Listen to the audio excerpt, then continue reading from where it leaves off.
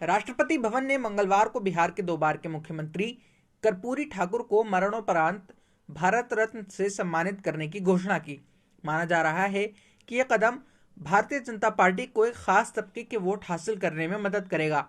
यह तबका कौन सा है, ये जानने के लिए पहले कर्पूरी ठाकुर के जीवन पर एक नजर डाल लेते हैं।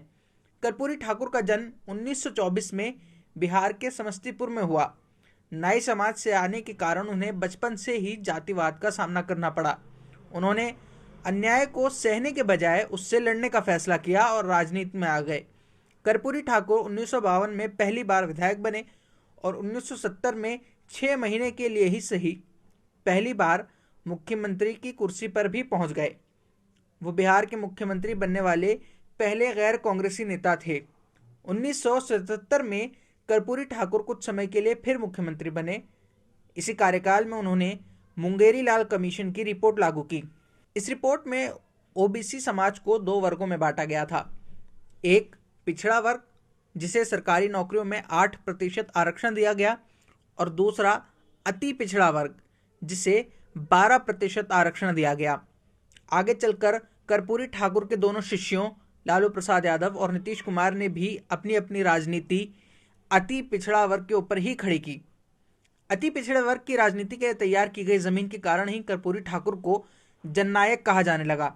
इसलिए जब उन्हें भारत रत्न से सम्मानित करने की घोषणा राष्ट्रपति भवन से हुई तो सभी पार्टियां उन्हें अपनी अपनी राजनीति से जोड़कर देखने लगीं।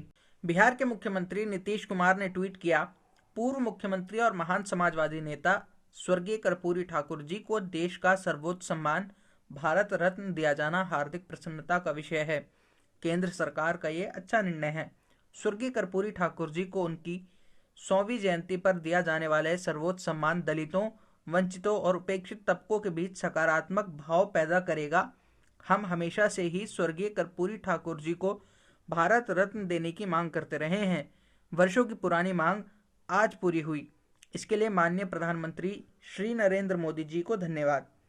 उत्तर प्रदेश के पूर्व मुख्यमंत्री रहे अखिलेश यादव ने लिखा, जननायक कर्पूरी ठाकुर जी को मरणोपरांत घोषित भारत रत्न दरअसल सामाजिक न्याय के आंदोलन की जीत है, जो दर्शाती है कि सामाजिक न्याय और आरक्षण के परंपरागत विरोधियों को भी मन मारकर अब पीडीए यानी पिछड़ा और दलित अलायंस के 90% लोगों की एकजुटता के आगे झुकना पड़ रहा है।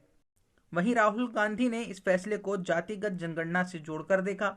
राहुल ने ट्वीट किया, सामाजिक न्याय के अप्रतिम योद्धा जननायक कर्पूरी ठाकुर जी को उनकी जन्म शताब्दी पर सादर श्रद्धांजलि अर्पित करता हूं।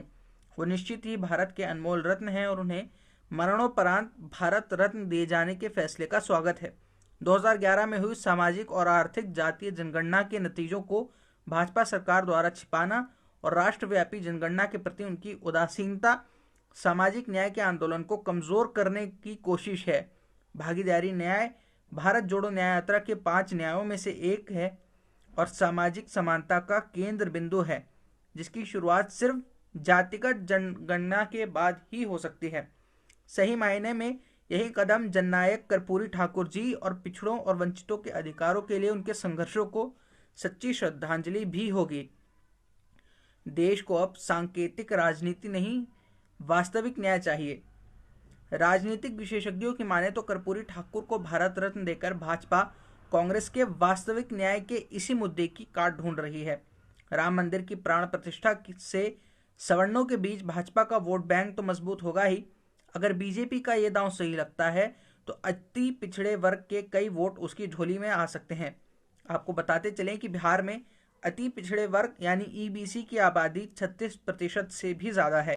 लालू प्रसाद यादव की राजद और नीतीश कुमार की जेडीयू अब तक इस आबादी को लुभाती रही है। यह देखना दिलचस्प होगा कि कर्पूरी ठाकुर को भारत रत्न से सम्मानित करने का कदम भाजपा के हित में चुनावी समीकरण बदलेगा या नहीं। फिलहाल मेरी तरफ से इतना ही। आप देखते रहिए वतन समाचार।